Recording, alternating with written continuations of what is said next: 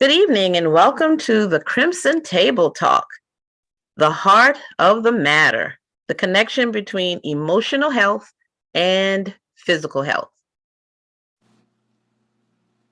As we always do in Delta, we're going to start with a prayer. So my partner in crime, Monica, would you mind opening us up with a prayer? Okay, let us pray. Heavenly Father, thank you for allowing us to see one more day to get this thing called life right one more time. Thank you for this gathering. Let and allow your spirit to move throughout and within so that someone may be blessed by the words they hear. In Jesus' name we pray. Amen. Thank you. Our speakers tonight are Renisha Johnson and Brittany Lee.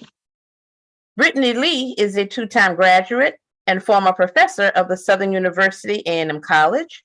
Professionally, she is a senior consultant and training specialist. In Delta, she is a 2018 initiate of our beloved Baton Rouge Sigma alumni chapter via the Red Line 56, who in 2.5 months will celebrate 5 years of loving and living out Delta. She serves as the co-chair of the Blazing Southwest Region and Archives Committee, co-chair of our Heritage and Archives Committee, and is a member of numerous chapter committees. She has been a partner in crime with Renisha for the Crimson Table Talks since its inception. Brittany is single and ever preparing for her God-ordained love. That said, she is super open to dating and coffee dates are her fave. Renisha Johnson is a licensed master clinical social worker and training consultant as well.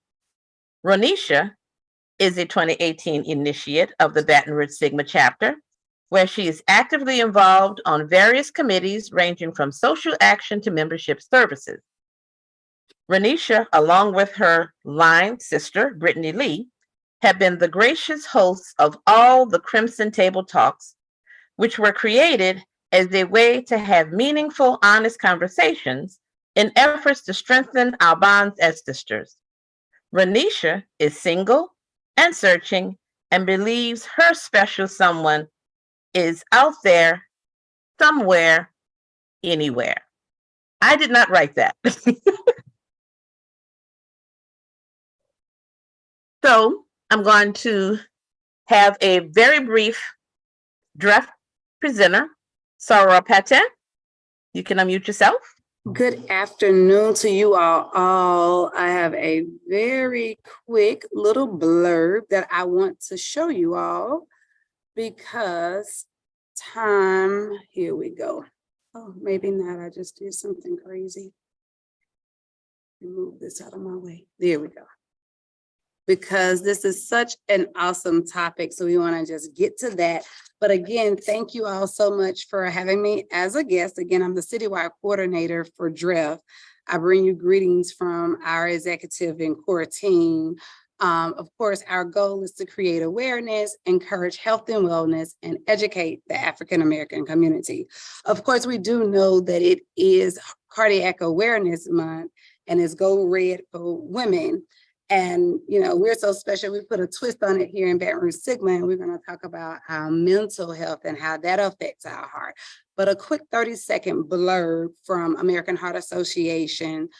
The main thing that we want to do is to know our numbers. And so I want to show you this 30-second video that talks about why it's so important for us to know.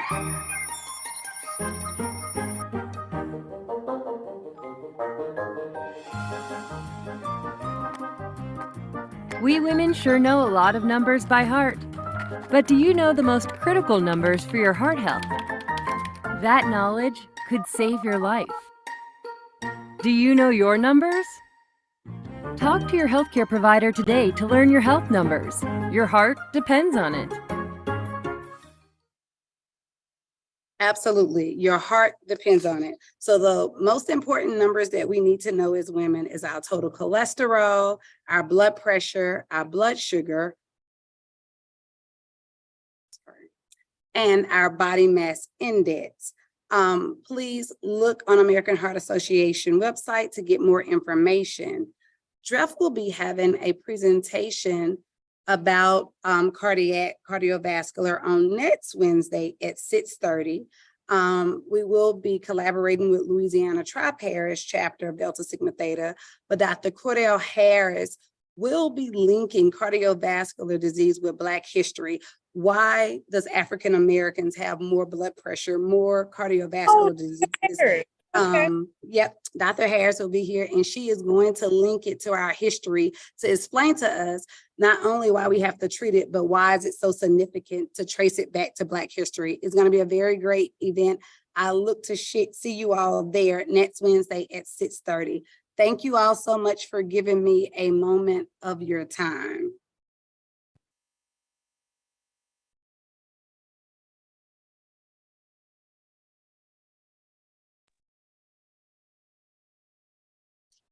So before I turn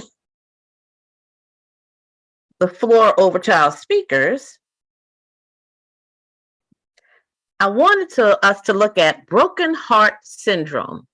Have you ever had your heart broken? Believe it or not, it is a physical ailment. So in a nutshell, it affects more women than men. And what it is like a surge of hormones after a traumatic event. Now, if anybody knows me, they know I am a gardener and a dog lover. And a year ago, I had to put my little Shih Tzu poodle down.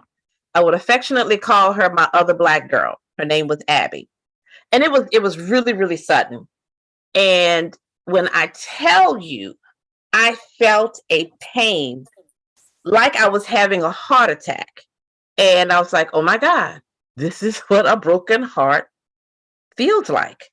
So there is definitely a physical cause. Bad news is, it does do some damage to the heart muscle, but the good news is it is treatable. So with that being said, I am going to stop sharing my screen and turn the evening over to our speakers.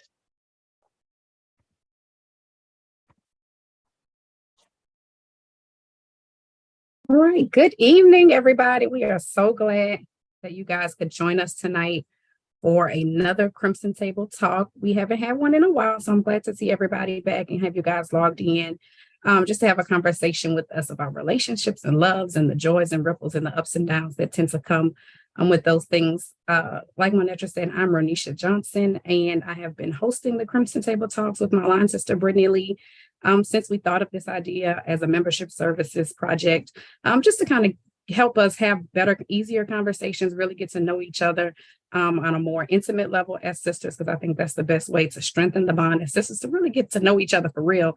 And then we can really make some impacts on the community if we have good relationships with each other. So that's the reason we thought of having the Crimson Table Talks. We've had them on various topics. We've talked about women and balancing the work life that you had, how to manage issues in sisterhood. And so I'm happy tonight. This is one that has been on our mind for a little while, to come in and talk about relationships. And Brittany and I thought it would be a really good idea to invite people who have some experience, because Brittany and I both are single, as you guys heard in our introductions. And so we wanted to have some other people join us so we can have a good, thorough conversation.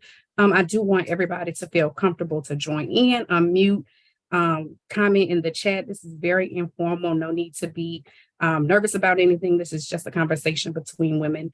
And I want everybody to feel honest and transparent. And I'm really, really thankful for everybody who agreed to participate as a panelist. I know talking about relationships can be a little bit private and sensitive. Sometimes I am really grateful to everybody who accepted the invite to join us. I'm gonna let Brittany give a little chat and then we'll tell you who's joined us. Hey there. So like Ronisha said, super excited for us to be able to be back with the Crimson Table Talk and be able to really, really get into the heart of the matter. And so like Soror Manitra King said, there is a direct correlation between your physical and your emotional heart. Things that hurt you emotionally, relationally, familial, can absolutely have negative effects on your physical heart, on your actual heart. And so tonight we want to take that time to really dig into the heart of the matter and talk about our emotional heart health and really spotlight, as yesterday was Valentine's Day, we really want to put a spotlight on Valentine's and love and relational heart health. And so, as Renisha said, both she and I are single, so we may not be the most experienced people, but we certainly have some contribution there in terms of what it's like from a singles perspective in this dating environment. So again, this is an open dialogue. We're super excited to have everybody on. We have a great crowd here, and we have some great, amazing panelists that are going to talk to you about the heart of the matter. So Renisha, why don't you jump into who our panelists are this evening, and technology team, if you can, please spotlight our panelists. All right, perfect. First to answer the call was our dear Sheila Lewis, who's going to represent what I call a seasoned marriage. Sarah Lewis shared with me that she's been married for 47 years. Sarah Lewis. Yes. And that is beautiful to me. So I know you've got something to share about how you have made it 47 years in a good relationship. So we've got Sarah Lewis to represent a marriage. And then we've got Jessica Lewis. We wanted to go on the other end too. We wanted to talk to people who had only been married for just a little while. Jessica Lewis, one of my line sisters, I was a bridesmaid. So I was there to see this marriage come to be. She's been married for just about 2 years, I believe. And so we've got Jessica to represent what I call millennial marriages. And so I know some dynamics and things have changed along the years. And so we kind of want to hear about that as well.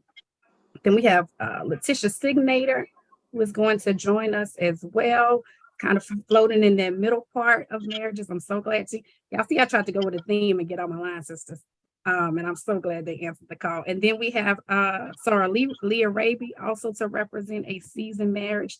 And Sarah Raby was kind enough to share the viewpoints from somebody who's experienced the loss of a partner. So we're going to talk on a couple of things, just among the gamut of relationships.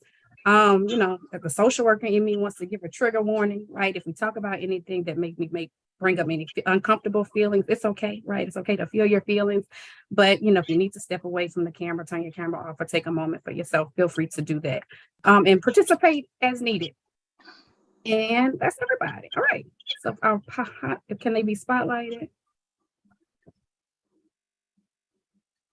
Okay. So first I want to get a little bit of participation from the audience. We want to kind of know you guys' relationship status. We want to fill out the group and see what we're working with. And so if you guys can pop in the chat your relationship status, right? So if you're married or if you're single and searching, maybe you're single and satisfied, right? You're happy with what you've got going on. If you're divorced, if you're widowed, or if you're like me and it's complicated, maybe go ahead and share your relationship status in the chat. Feel free to drop some hearts in there. Give us some hearts. All right. Okay, we got all right.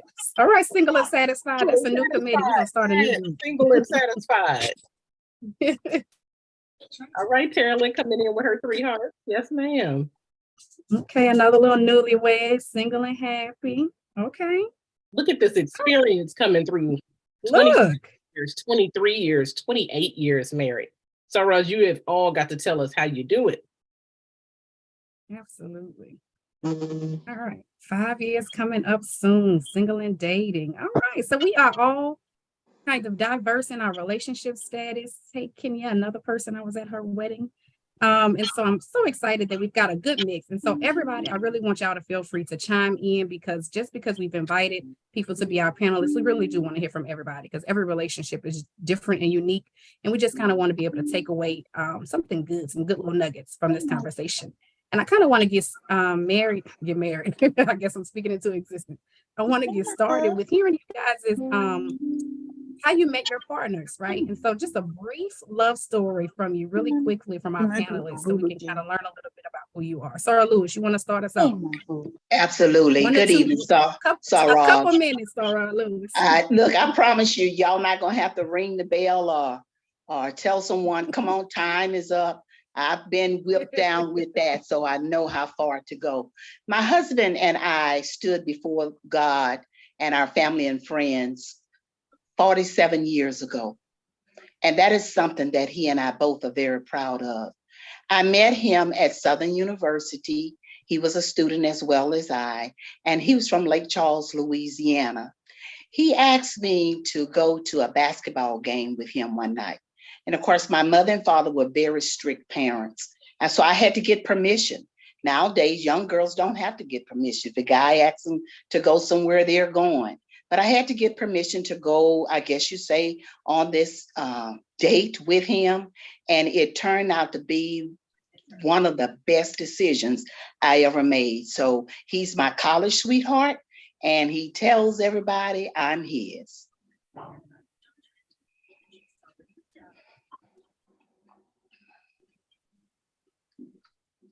All right, good. That was beautiful. What about you, Leah? All right. Well, I met initially met my husband. I was a senior in high school when I met him at senior day at Southern. His cousin and I, his first cousin and I were best friends in high school. And when I met him, and she was looking for someone to go to prom, senior prom with him, but she said I was too fast for him.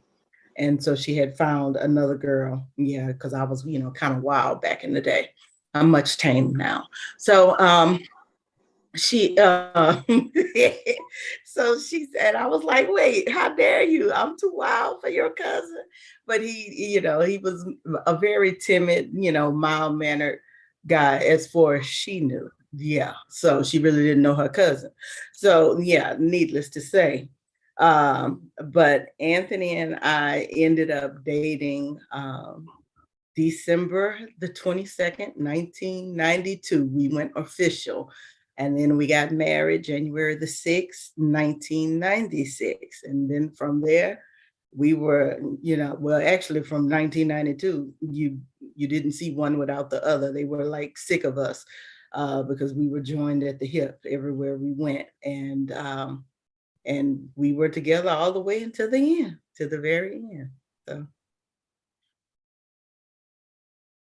literally till death do us part. Absolutely. You and I have had some conversations about that. Good. All right, Letitia, share your story with us.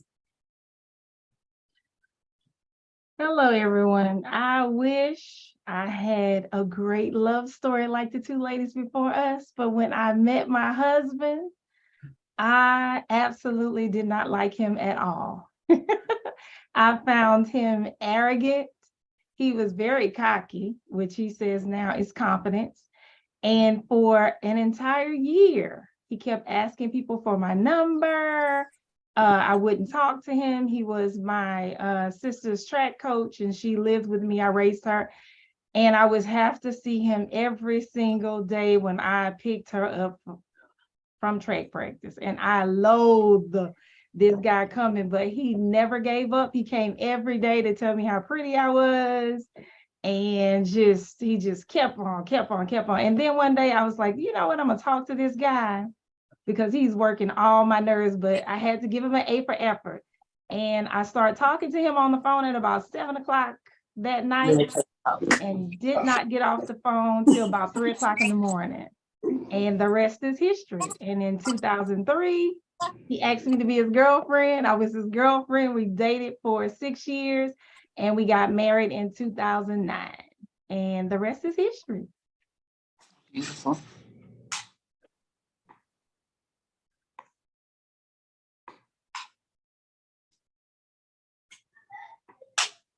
Who's there, Oh. Rose? You looking for Jessica? All right. Okay, there you go, Jessica. Yeah, We are she- asking you, Sorry. hey, we are asking you Technical to share your difficulties. love. That's okay. We're asking you to share your love story, how you met and how you came to be a happily married woman.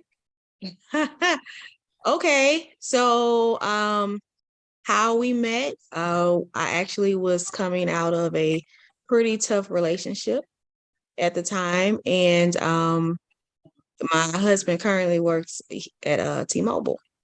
Well, I've been with T-Mobile for about 15 years, and one day I walked into his store, had never seen this person before. however many times I've been going there, I have never seen him before.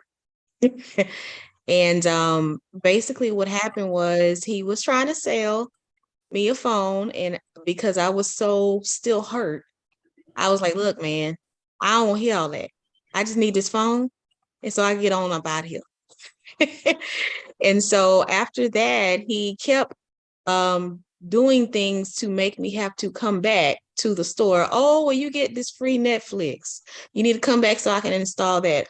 Oh, I didn't put this on the phone right. You need to come back so I can do that. I'm like, man, look. So after that, the one day, the third day that I came back for him to install something on the phone, he said, well, look, can I take you out to eat? And I said, okay, well, whatever. And what grabbed me was he has a beautiful smile, and I love dreads. So that grabbed me. And then after that, we went to eat at Applebee's maybe a week later. And we stayed at Applebee's until they closed. They had to put us out because we were talking for such a long time. We went, and maybe we had been sitting there for maybe about 4 hours. And that's how it started. All right. So we got a couple of different love stories. Some that it was love at first sight, and some it took a little while for it to catch. I love that. And I love that you guys are here representing what you would not believe are some you guys are some gems, right? Some rare gems. And so I want y'all to know, in 1970, the average age for marriage for a woman was about 20 years old. So women were getting married about 20 years old, about 50 years ago. And now the age has climbed to about 28, closer to 30. It's the age of women who are becoming married. And so, sometimes you've started your career by that point. And if you want to get specific, talking about Black women and Black men in general, in 1970, 35% of Black women and 27% of Black men had never been married. But by 2020, you've got almost half the population of Black men and Black women, more than 50% for both, who've never been married. And so you guys are here representing some statistics that are kind of shocking to believe. And so I'm going to toss it to Brittany to get some advice from you guys. Yeah, Ro, thank you. So since we've been talking about the heart of the matter and how your heart stories began, tell me, ladies, our panelists here, do you have some dating for marriage advice? Because if 50% of us aren't getting to the altar, right, we're not making it there. What's some advice that you would give single women who are looking to be married on how to set themselves out there, really put themselves out there for marriage-minded men?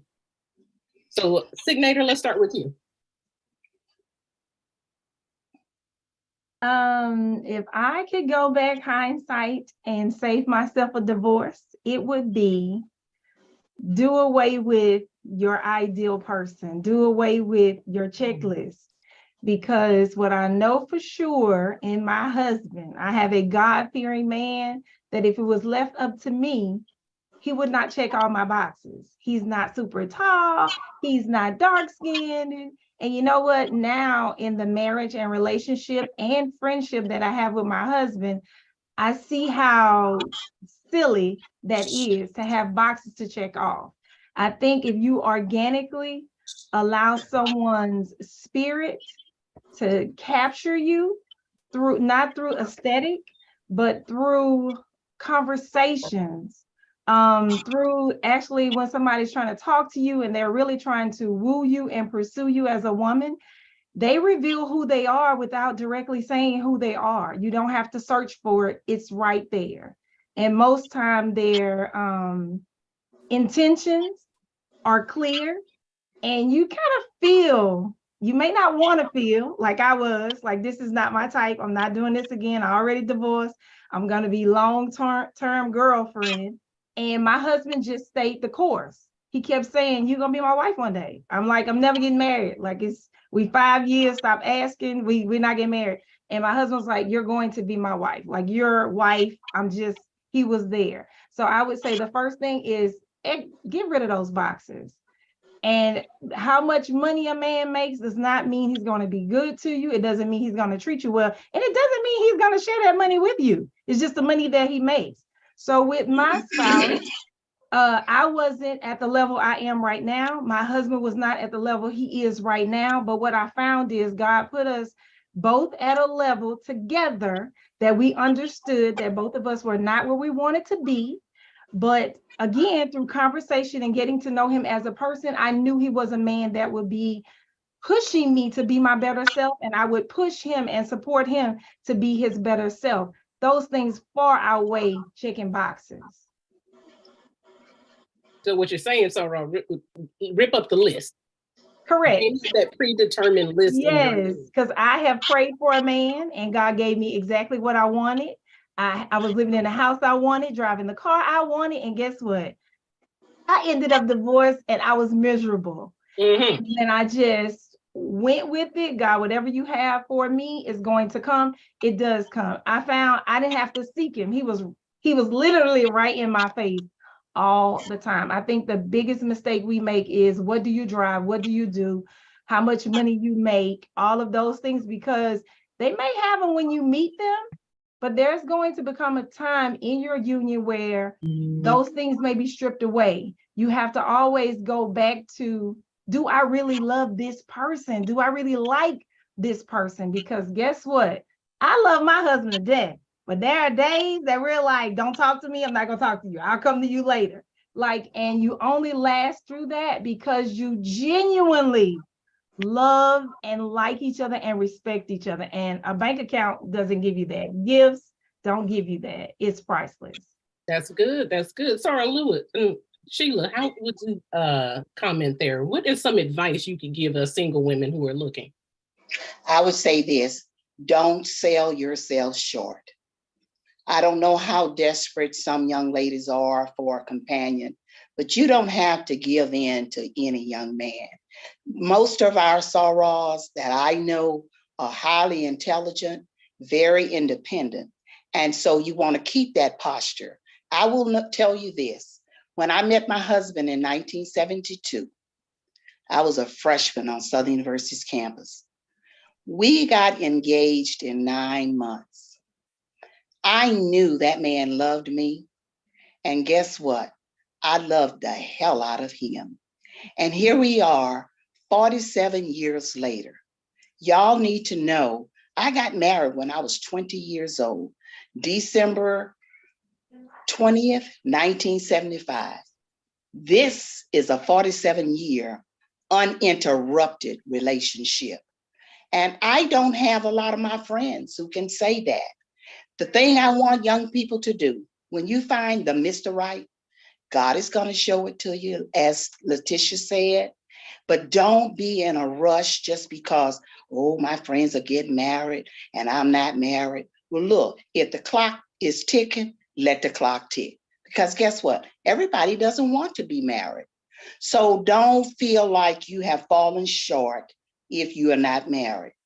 When I tell you my relationship has been grounded in Christianity. My husband grew up in a very religious home. I always attended church with my family. And when you put God first and you recognize, thus faith, love, and hope last on, the greatest of these is love. And keep other women out of your business. Sorors, keep them out of your business. They'll try to take the man from you. They'll do some things. But when you let people into your business, you're asking for trouble. I told my mother and my sisters, you can only come into my relationship if I give you an invitation. And if I don't give you an invitation, then you don't have any rights to make an opinion about anything that my husband and I do. So to sum it up, because I don't want the bell to ring, those of you with the intent of dating while you're in college, out of college, hoping to get married someday, do not sell yourself short just for the sake of saying that you have a husband. And so I'm going to yield to the next panelist. And I'll come back later and share with you truly the recipe for 47 years of marriage. You teaching good. I think they're gonna stay on for the recipe. You teaching good. Okay, I'm here for the recipe, me personally. All right, I'm staying on. I got my notebook ready. Jessica, come on, tell us about it. What's some You can't go behind that. Well, what I think that, females should pay attention to real red flags. Make sure that you are not, as they already said, selling yourself short because you have a certain stereotypical box that you have for a person. They may not be that from the outside appearance, and it can get very foggy if you don't pay attention to those red flags, because once you get in the relationship and then you see all these things that you've seen before, and then you either can't get out of the relationship or it damages you so much that you're not good for a while for the next person. It can be a lot of different things that lead to that. So I would say the first thing, one of the most important things, is to pay attention to the real red flags. Now, I'm not talking about, hey, if he leave his shoe in the middle of the floor, oh my God, that's a red flag. He not gonna clean the house. What am I gonna do? I'm not saying that. What I am saying is true red flags, as if he's being very aggressive to you, or he's doing things that he should not, that does not exemplify a upstanding man far as being in a relationship. Believe those things, and if you can't work through that, then it's best that you just leave it alone. Do not sell yourself short. You are a prized possession and you're a queen. So you should only deserve the best at anything that comes to you. So red flags, make sure you pay attention to that. That's good. Trust your gut. Leah, Dr. Raby, what would you say? Give us some quick advice. Quick, after everybody else have already laid down the foundation. Oh my goodness. Well, I can only really truly base it on my scenario, and a lot of people, and and thinking about my friends and their relationships, and then looking at my own.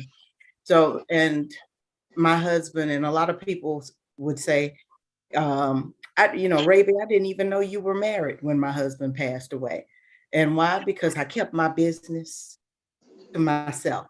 Yes.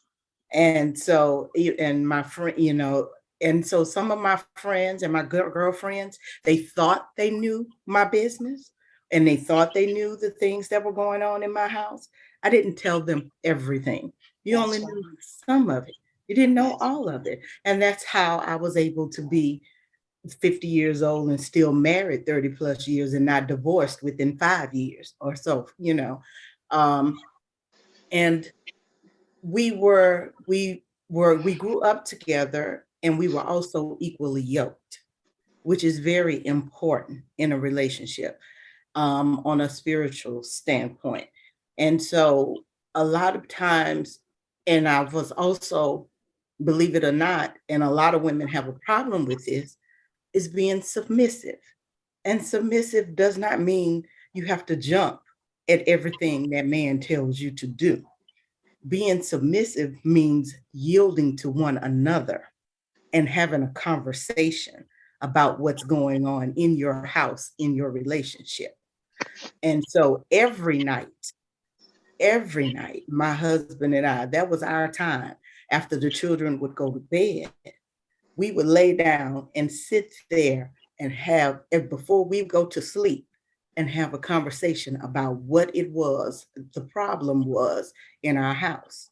Whatever it was, he couldn't manage money. He would leave it all to me. My husband, up until his death, gave me his disability check every month and didn't touch one dime because he knew he couldn't manage money well. And he did that for years. And that's because he trusted me to do, and knew that I would do it. And he said, I mess it up. Leah, handle it. And I said, and I got you. He trusted me enough to know that I would take care of whatever he delegated me to handle with it. And I left it open in our account. Whatever you need to see, wherever it needs to go, you told me to handle it. I got you. I'm your secretary. Yes, I am. If that's what you need me to be, I got you, boo. I got your back, whatever. When he needed me to be Dr. Raby because the doctors weren't acting right and he couldn't get a call in, then I was Dr. Raby. When he needed me to be Leah, I was Leah. When he needed me to be his boo, I was his boo. Whatever he needed me to be at that given moment.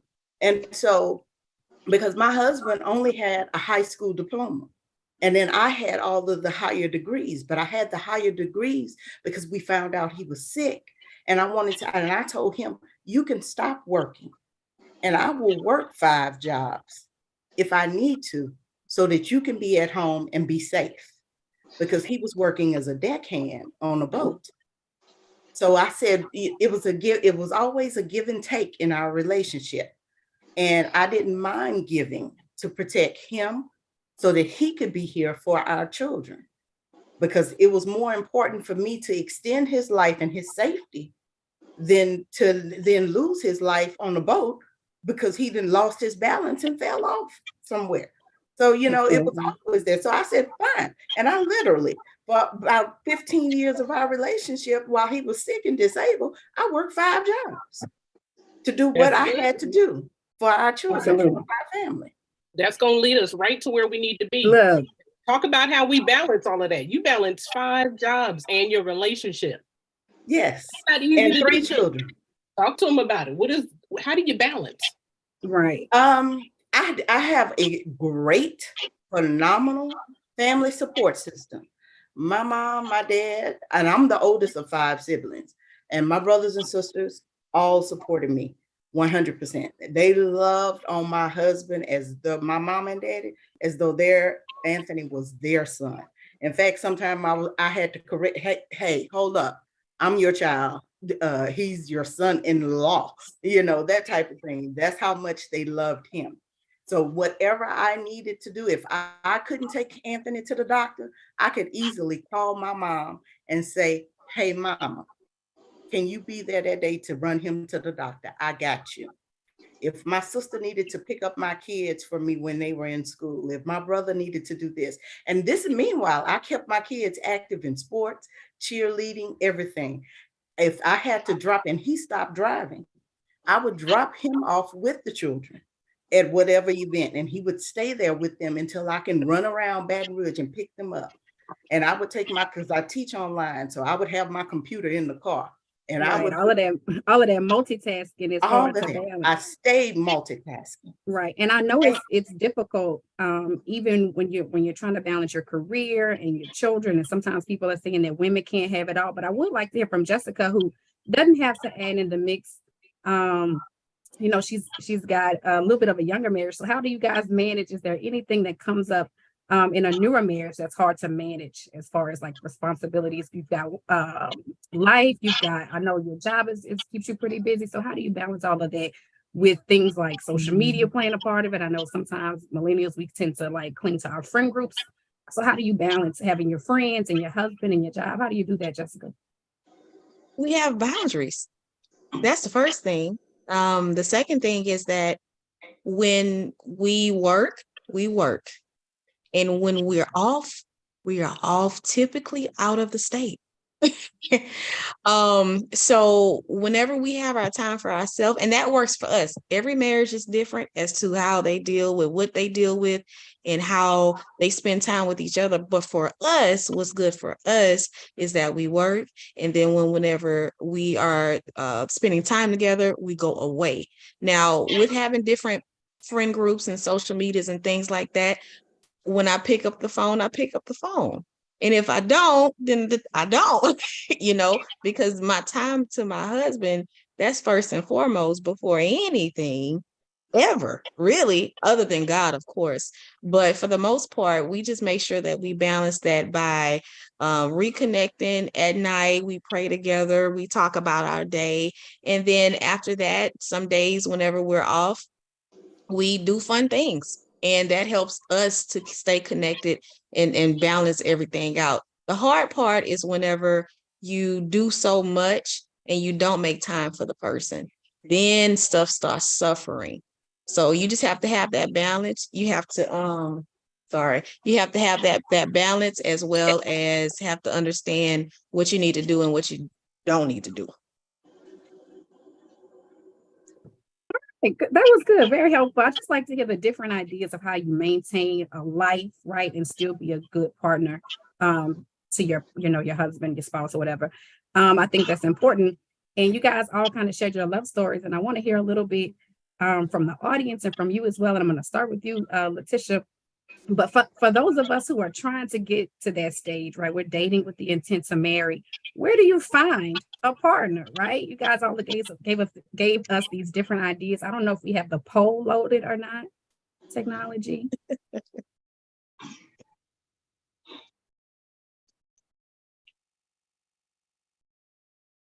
Right now, we're gonna keep on rolling. So I want you guys to share while Letitia shares with us where you think you can meet these potential partners. You guys throw it in the chat. Is it at the gym? Is it church? Because I've been everywhere, I promise you.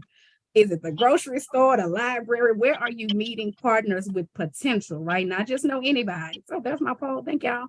So I want to know, where's the best place to search for a potential partner? But Signator, can you share with us any ideas, suggestions while we get the poll loaded? Now, just through experience, I say you just function in your regular life. Because if you go places that you don't frequent, you might find people that are not like-minded.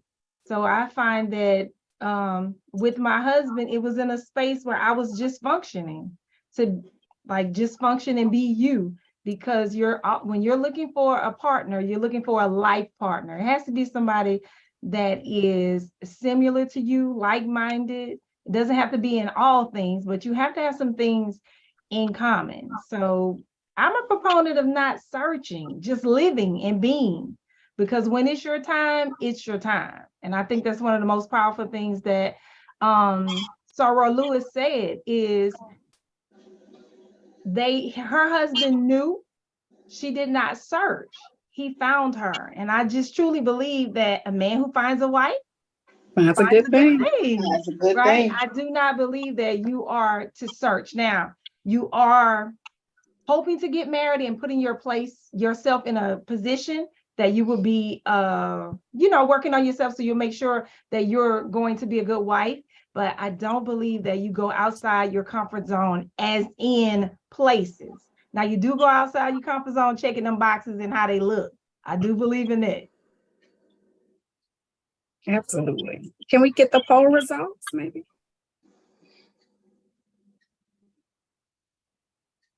Nobody said that work.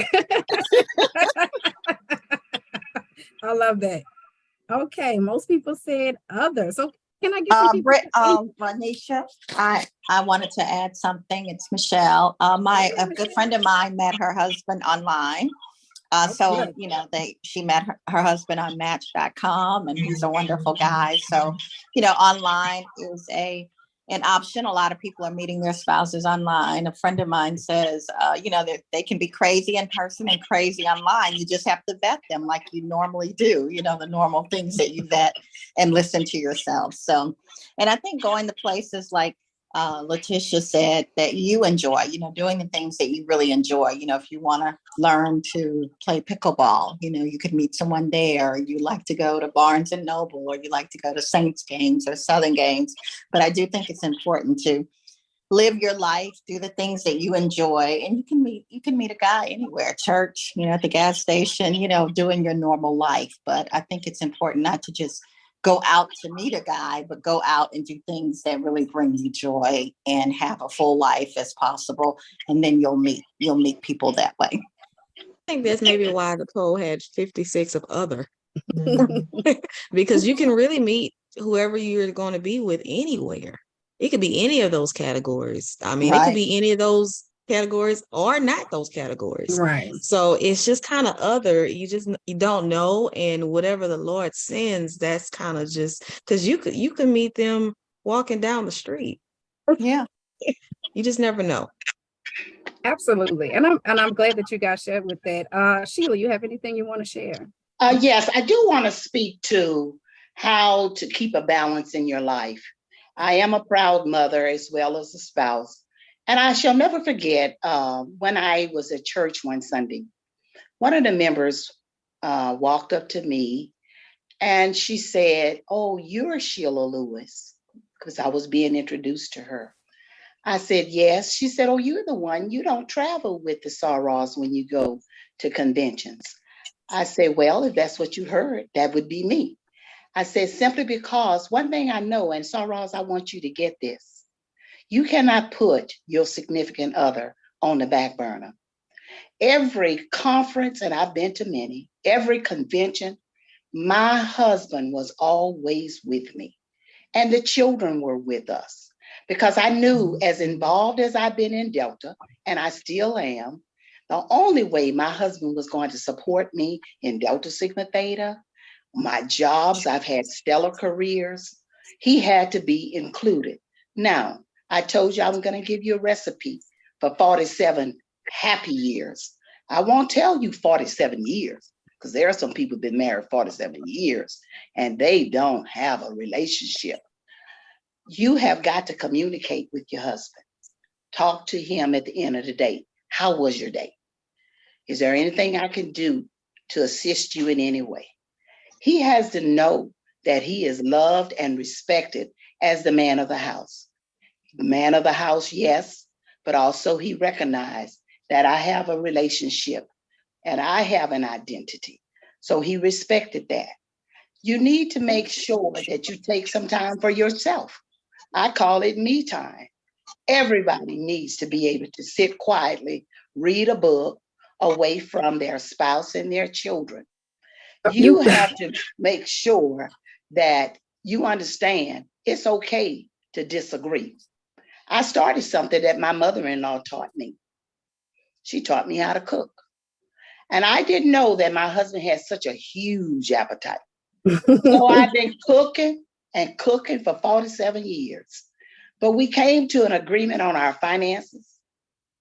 All of his checks are always deposited in the main bank account that I started. I didn't have to worry about money.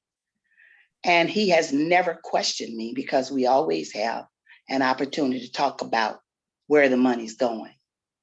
Look, We I want to build back up. trust. Oh, I'm sorry. Yes, I want to yes. back up because you said something really good. You talked about taking a moment for yourself, doing things by yourself. And I think that's important, especially when we're having a conversation. We don't want to make the assumption, right? We had a few people who commented in the chat that they were single and satisfied, right? They weren't necessarily searching. And so I want to go ahead and put Monetra on the spot because she really had, I think, a good comment about being satisfied in your singleness and doing things alone and finding yourself. Mo. Here I am. That's the last time I put a comment in the chat. You know, from a therapist perspective and working with women of all ages and to hear the pining that they wanted to be loved and wanted to be in a relationship, the first relationship you really have to master is having that relationship with yourself. And as I tell, again, so many of the women, you don't need a soulmate, you need a complement, someone who's going to complement you, someone who's going to be the yin to that yang. You're not going to match all the time. Whoever knew plaid and polka dot would be, you know, the new color scheme. Just have to be patient, really nurture yourself, and when the time is right, it'll happen. But also, the hard reality is you might not get married, but it still doesn't negate developing relationships, not only with yourself, but with other people. Have second family. That's a good So that's point. my 5 cents. I appreciate it. We're going to take it to the bank. Because I just think it is important to recognize that everybody doesn't have the intention to want to be married, or it's not their necessary focus. Or some people may be comfortable having long-term relationships that are not, they're just partnerships, they're not marriages, right? And I think it's important to discuss all of these different facets. I want to turn us just a little bit to Leah when we talk about, well, to everybody, but Leah first. I'm talking about in relationships, and Mo started us this morning with this evening with the heartbreak, right? And how you can have a real life heartbreak. And I know that you've had some heartbreak, and we had a few people in the comments as well who can empathize with being a widow and losing their partners. If you want to share anything about how that changed you or your family dynamic and how you dealt with that, I know it's still a little bit fresh, so I do thank you for sharing. But anything that you can share, how you got through that, how you're getting through that process, or anything like that that you want to share. We're it's a daily process. Even though it's going on, it'll be 3 years this April, we're still getting through that process. It was one meeting, Delta meeting we had, and Kelly did the American Heart Association about saving someone from a heart attack. And I had to cut it off, cut my camera off, because then it sent me into an anxiety attack because my husband died in me and my son's arms. So it was like, wait, hold up. I couldn't handle it. And it just, you don't ever know what will trigger that moment to make you go back to whatever happened at that time when that loved one passed away. Even just recently, within the last couple of weeks, I requested the 911 call. I haven't listened to it yet, but and my children said, why did you do that? You know, and I was like, because I wanted it, because it's mine, you know? And so I'm still processing and still walking step by step. We still miss him. We still think about him. We still talk about him. We laugh about him. Then we still cry. And then even my kids just go, one day they'll just come back and go, Mama, I miss Daddy. And then I'll cry with them because, you know, I hurt for my children because they wonder why, you know, their cousins still have their father, or why their aunts and uncles on their dad's side are not in their life like they used to be, just because their dad is gone. So, you know, and I try to compensate for that for them. So, but it's a process. It's one day at a time, because in life comes death. It's a part of it. And so you just walk in it daily. You have to have a strong Christian walk. You pray, and you deal with it. And I stay rooted. I talk and I talk and I talk. We all talk. We're very open. If you have a therapist, go to a therapist. If you have a friend that's a social worker, do that. If you have someone who you can engage to, my kids and I, we are all each other's sounding board when it comes to their father's passing. My mother is a social worker of 40 plus years, so they love talking to her. I talk to her. And then I have a sister that's a social worker. So we get different spectrums of social working, networking activity that we can, you know, deal with. And because she's on the younger end. So, you know, she'll go, I think Leah's depressed. Let's go over there and go lift her up. She knows when my mood is down, or my dad will call and go, yeah, I'm just checking on you. So, look, I'm hearing acts of service and words of affirmation all in through there, right? Those are your languages that speak to loving Leah. And I really appreciate you sharing with us, because I know how sensitive this can be. And I know it can be a very difficult thing to try to manage the new normal for your life. There's nothing like, you can't really get over that. You just adjust. You adjust and adapt. Absolutely.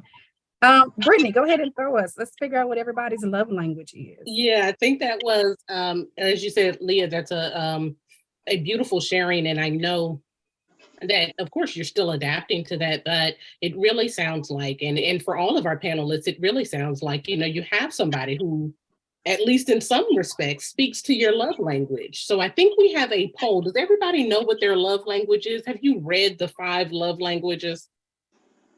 If you haven't, it is a great book to pick up. Sometimes we don't know how our love language is presented. We don't know how to receive that love, right?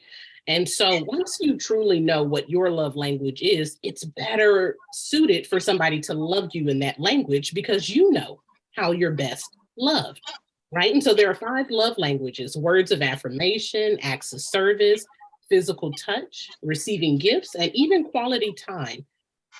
you know your primary love language? And so we have a poll up, and you can drop it in the chat as well. Feel free to drop it in the chat in our social media as well.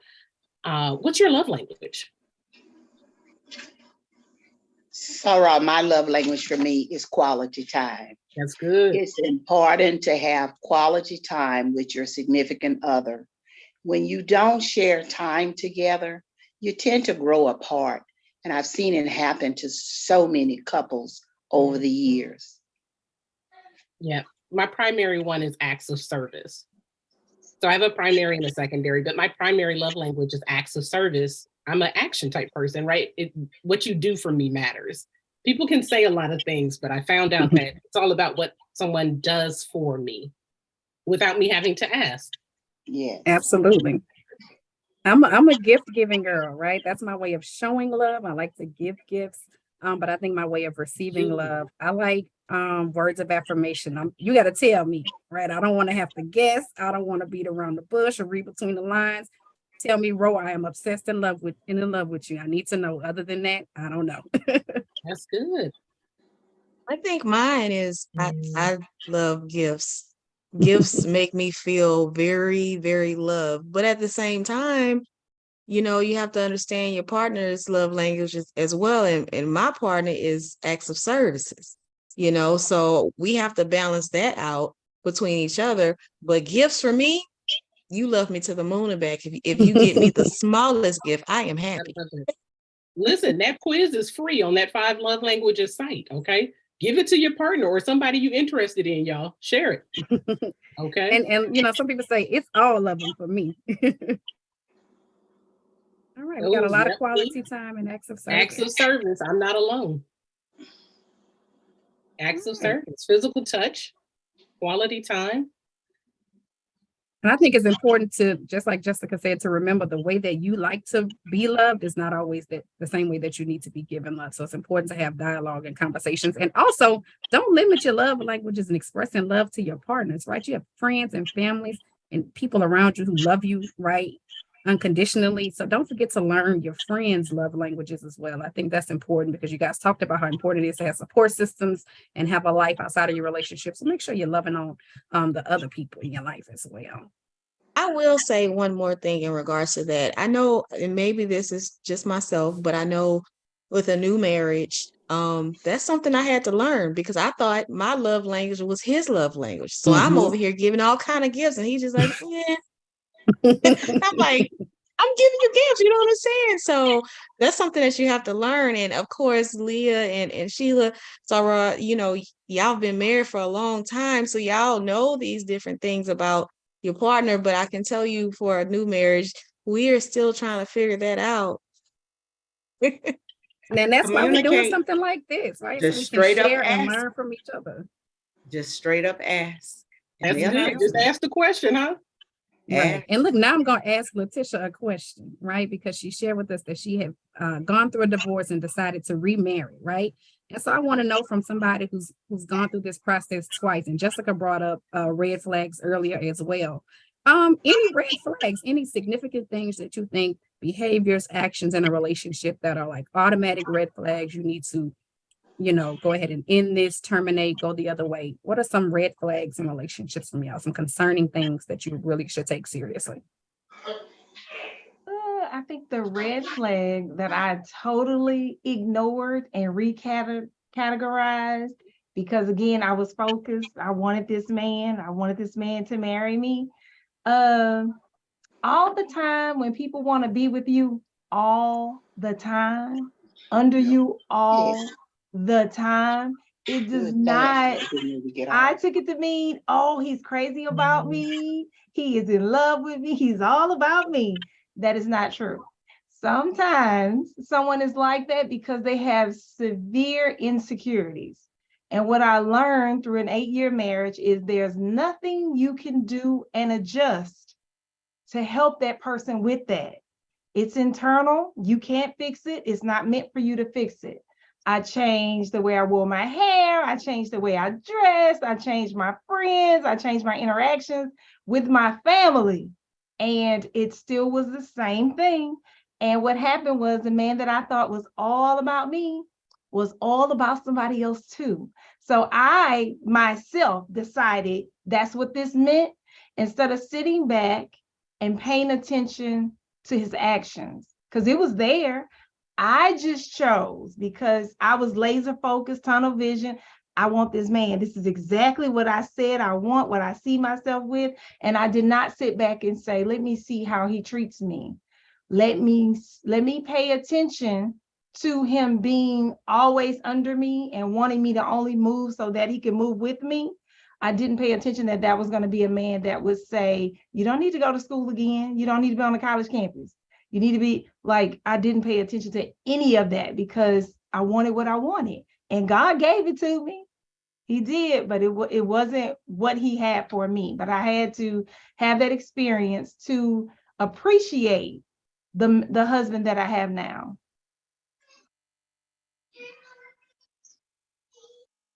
That's good. Checking off those boxes might not be what it seems. So we got to be really mindful. And sometimes we'll check all of our boxes into a red flag situation. Renisha, I think do we have one more? I just wanted to see if anybody else had red flags that they wanted Oh. to share before I ask for the green flags. That's good. I say we jump into some green flags.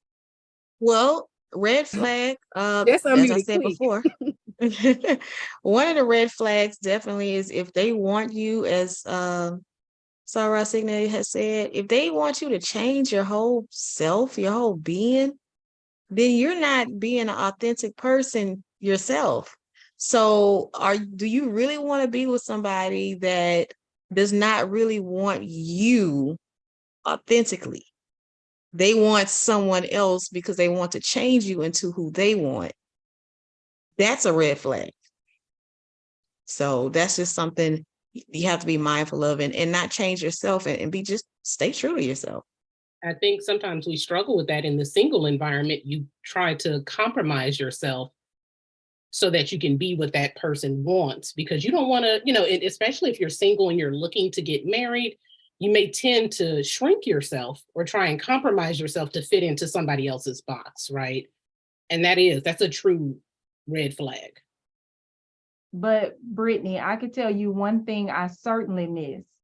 If you pay attention to the verbiage, it'll tell you if that person has an issue with something minor versus them wanting to change who you are.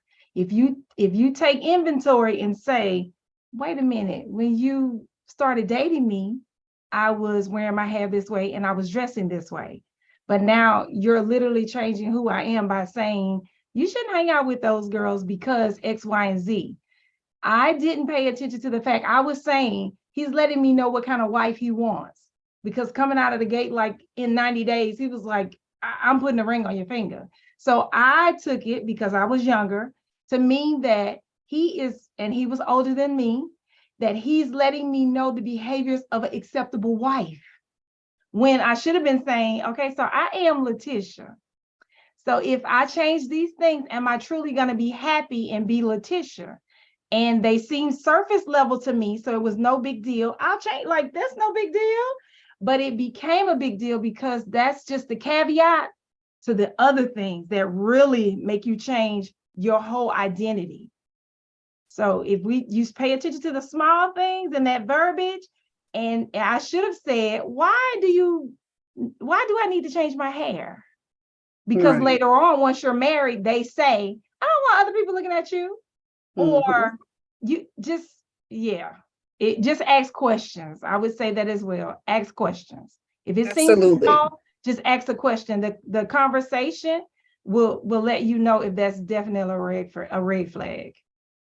Absolutely. Be willing to ask the questions, have the conversations, and don't overlook things is what I'm hearing, right? Take things as serious as they are when they come up, right? But let's hear about some green flags, right? The things that is a good sign that this is going in the right direction. You should pursue this relationship. You should continue this marriage. What are some green flags? And anybody in the audience can share in the chat as well. Green flags for relationships. I think we talk about the red flags all of the time. What's the good stuff? What should I be looking for? What are the signs that it's going to work? They accept you for who you are. And I would say this, Sarah Johnson, always find out who your male companion's friends are. You'll learn a lot from that, because many times I've heard from ladies, men have kept secrets from them. But when you talk to people who know him, who grew up with him, you find out a lot. Now, the small things that I like for my husband to do, and most of the time it's a surprise. For example, yesterday, Valentine's Day, and it's a very short card, and I'm going to share the words. It says, "To my wife, we are so good together. And no matter what life throws our way, the simple fact that I've got you and you've got me means we are the two luckiest people in the world. Happy Valentine's Day. Love always, Hal." So I get these cards and I put the date on it. And as a special treat, Ross, and to the community, I want you to meet this 47-year marriage man who's seated right next to me. All right, there we go. We can see you now. How are you? How are you? Hi, how are you? I asked him to share with the ladies, what are some things men look for in a woman? Hal. His name is Harold Lewis. Guest speaker. Come on, bonus speaker. Go. Yeah. Harold well, Lewis. Well, when I met my wife, first thing I had to do was I had to go find her on campus. And I played basketball and played my whole career up at Southern. And then I met my wife as a little freshman. And the first thing I had to do is go find her on campus. I just had to see her. And I just started my day off by go find her. And that was just the love I had for her. And I didn't know it at first, but I just felt like I had to go find her. But, I used to ask my wife about going out after football games. And everybody knows Southern football games, they last pretty long. And my wife would tell me, "I've got stuff to read. I've got homework. I stay with my parents." And that just made me know that, wow, the other girls that I dated on campus or was with, they didn't tell me nothing like that. It was like to spend a night on campus, come up to their rooms. But my wife was always telling me about her lesson. And she always steered me in the right direction. And I got so many compliments from other people about my wife. And I even prayed about it. I said, "Lord, at the time I wanted a wife, I prayed about it." And I wasn't a pastor or nothing, somebody running the church every Sunday, but I did pray about that. And, Absolutely. It's been a wonderful thing, because even after 40 some years, I still want to open the door for her. And I just want to do everything for her, because I just look back at my grade for me, her and myself, and I can see A's all over the place, because she's been a mother. And I just think people have to look at people, because you got to choose people and ask the Lord to help you choose somebody. If you feel like something is wrong, it probably is. All right. Look, that's a word. Thank you, Mr. Lewis. All I right. think that's Thank a fine you. place for Thank us to you. start wrapping up. Thank you, Sheila, for letting him share, right? I You're thought very that was welcome. beautiful. And Really he didn't good. know I that do he want was to going to thank- do that. Look, but that's okay, because it's genuine and it's real. He didn't have to prepare anything, because the love is honest. I love that. Very good. That's a beautiful place for us to wrap our conversation. I wish we could stay longer, because I think we were getting so many gems. And once again, this is exactly right what Brittany and I envisioned when we thought of the Crimson Table Talk. So I'm glad all of our guests are here with us as well. I'm glad all of everybody that we truly love is here, right? And let's bring up somebody else that we truly love, our president, Shy Joseph Franklin. You have any words? Hello, everyone, and good evening. Good evening. This has definitely been an awesome conversation, awesome event to make sure that the matters of the heart are addressed. With this, I want to thank all of the panelists. I want to thank the individuals, the committee that put this together, and know that each and every time that we have conversations like this, it leads to other opportunities for us to be able to expand the information that has been shared.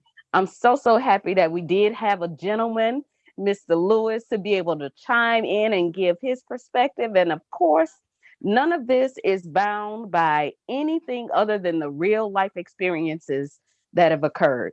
So with that, I want to say thank you all so much for tuning in. We've had over 50 individuals on our Zoom call, over 50 individuals on our Facebook, and I know to be viewed, the numbers will increase, so your message will be continued to be shared. Now with that, with Baton Rouge Sigma and over the 300 ladies that are a part of our chapter, we know that this viewing audience were men, women, and persons that are not affiliated with our organization. For that, we say thank you for the versatile audiences that we do have. Also, with Baton Rouge Sigma, we have a couple of other events that are coming up.